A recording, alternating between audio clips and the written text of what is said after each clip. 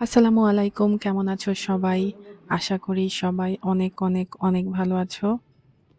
আর আমি কতদিন পরে একটা ভ্লগ নিয়ে আসলাম আমি জানি না। ২ দিন আগে একটা ছোট্ট মিনি ভ্লগ শেয়ার করেছিলাম। যেটা খুবই র‍্যান্ডম ছিল। জাস্ট কয়েকটা ক্লিপ এড করে দিয়েছিলাম। কোনো ভয়েস ওভার করি নাই। আজকে ভাবলাম একটু কথা বলি। আর নিজের সাথে অনেক বোঝাপড়া করলাম। মাঝখানে আমি আমার চ্যানেলের নামও চেঞ্জ করে ফেলেছিলাম। তারপরে আবার নিজের পুরাতন নামে চলে আসলাম। আসলে মুড সুইং খুবই সিরিয়াস একটা ম্যাটার। বয়স বাড়ার সাথে, সাথে মুড সুইংস অনেক বেশি প্রমিনেন্ট হইতে শুরু করে। কি করবে বলো? মেয়েদের এই মুড সুইংস কখনোই তাদের পিছু ছাড়বে না। আমার মতো তোমরা কে মুড সুইং ফিল করো? আমাকে একটু কমেন্ট করে জানিও তো। আমার মনে হয় যত বড় হচ্ছি তত মুড সুইংটা অনেক বেশি নিজের মধ্যে একদম খুবই প্রকটভাবে দেখা দিচ্ছে। এই মুহূর্তে এটা ভালো লাগে বা বিরক্ত লাগে, আবার পরের মুহূর্তেই ওইটার আর কোনো ভ্যালু থাকে না নিজের কাছে। এরকম কি তোমাদের কারো সাথে হয়? তো যাই হোক, উম খুবই মারাত্মক ভুক্তভোগী এটার আমি। আশা করি এটা কন্ট্রোলে আনা যাবে। তবে কারো যদি কোনো সলিউশন জানা থাকে অবশ্যই জানাতে চেষ্টা করবে আমাকে। মন মানসিক অবস্থা খারাপ থাকলেই আমার শুধু ভ্লগ বানাইতে ইচ্ছা করে বা ভ্লগ এডিট করতে বসতে ইচ্ছা করে। এই যে আজকে শরীর মন ২ টাই খারাপ।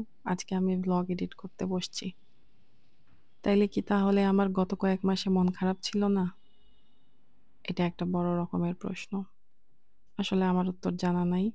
তবে গতকালকে এমন কিছু ঘটেছে যেটার কারণে আমি আসলে আজকে একদম পুরোই ব্রোকেন। তো ভাবলাম দেখি ভ্লগ যদি এডিট করি তাহলে হয়তোবা মাইন্ডটা ডাইভার্ট করা পসিবল হবে। এই যে আমি আর আম্মু গতকালকে গিয়েছিলাম সিরাজের চুই ঝাল দিয়ে যে গরুর গোশত রান্না করে সেটা খাইতে। এইটা খুবই মজা ছিল। এটা আম্মুরও অনেক পছন্দ হইছে, আমারও অনেক পছন্দ হইছে। আম্মু এটা বাসায় রান্না করে। কিন্তু আমাদের বাসায় কাঠিটা নাই। আমাদের বাসায় গুঁড়াটা আছে। তো চুই ঝালের গুঁড়া দিয়ে ওরকম ফ্লেভার আসে না। আর আমি এর আগে ঢাকায় খেয়েছিলাম একবার, আমার ফ্রেন্ডের বাসায় খুলনায় খেয়েছিলাম একবার। খুবই মজা ছিল। খুলনায় আন্টি হাঁসের মাংস রান্না করেছিল। এত মজা ছিল কি বলবো, মাশাআল্লাহ। আর তারপরে এইখানে খেলাম, খুব ভালো লাগলো। তো এর সাথে ডাল নিয়েছিলাম, ভর্তা ছিল, ঘি ছিল। আমার মনে হলো শুধুমাত্র এই গোশতটা দিয়ে ভাত খেলে সবচেয়ে ভালো। এক্সট্রা কোনো কিছু দিয়ে খেয়ে এটার মধ্যে টেস্ট ভাগাভাগি না করাই বেটার। তবে তেল অনেক বেশি ছিল, একটু বেশিই তেল। তবে যাই হোক, একবেলা তো খাওয়াই যেতে পারে। কি বলো?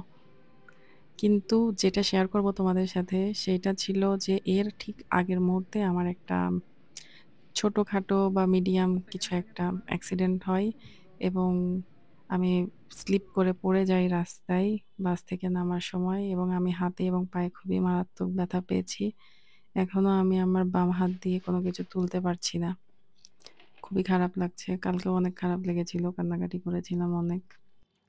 চলো এখন তোমাদের সাথে একটু শেয়ার করি। আমি মাচা খাওয়া শুরু করেছি এবং মাচা কিভাবে বানাই সেটা শেয়ার করি।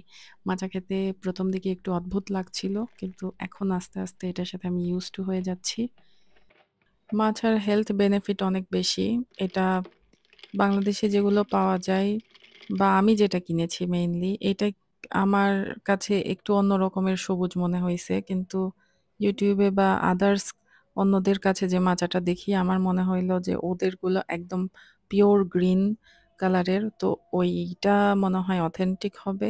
আমি যেটা কিনেছি এটা অতটা ভালো নাও হইতে পারে। তবে খেতে খুব একটা খারাপ না। খুব মানে ১ম দিকে অদ্ভুত লাগছিল। কিন্তু এখন আস্তে, আস্তে আমি এটার সাথে ভালোই লাগছে আমার আরকি।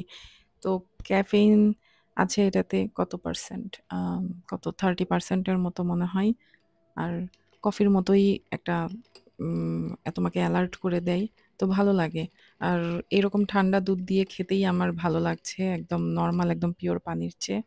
তো এই মাচা লাটেটা রিসেন্ট এড হইছে আমার রুটিনে। যখন তখন খাই তো দেখা যাবে আর কয়েকদিন পরে আল্লাহ মাফ করুক আবার জ্বর সর্দি চলে আসলে খারাপ হবে ব্যাপারটা। আর এই যে আয়োজন করে বানাইতে যেয়ে সবকিছু মাখামাখি করে একাকার অবস্থা। তো যাই হোক, আ তোমাদের মাচা কেমন লাগে? যদি খেয়ে থাকো আমাকে জানাও। আর এটা বানানোর আর কোনো ওয়ে থাকলেও আমাকে জানাও। শুধুমাত্র এই ওয়েটা ছাড়া। আর তারপরে রাতের বেলা ভাবলাম যে দেখি একটু মন ভালো করার জন্য কিছু রান্না করে খাই। তো এই একভাবেই আমি নুডলস বানাইতে পারি ডিম আর সসেজ দিয়ে। তো এটা খেতে আমার ভালোই লাগে। তো খাইলাম। আর এমনিই একটু পরিবেশ প্রকৃতি দেখলাম। আসলে দুনিয়াতে কি চলে আমি জানি না আসলে। আমাকে জানাও তো। আর কেমন আছো তোমরা সেটা কমেন্ট করে অবশ্যই জানাবা। ভালো থাকলেও জানাবা, খারাপ থাকলেও জানাবা। তোমাদের আপডেট কি? অনেকদিন কথাবার্তা হয় না। ওকে, আল্লাহ হাফেজ।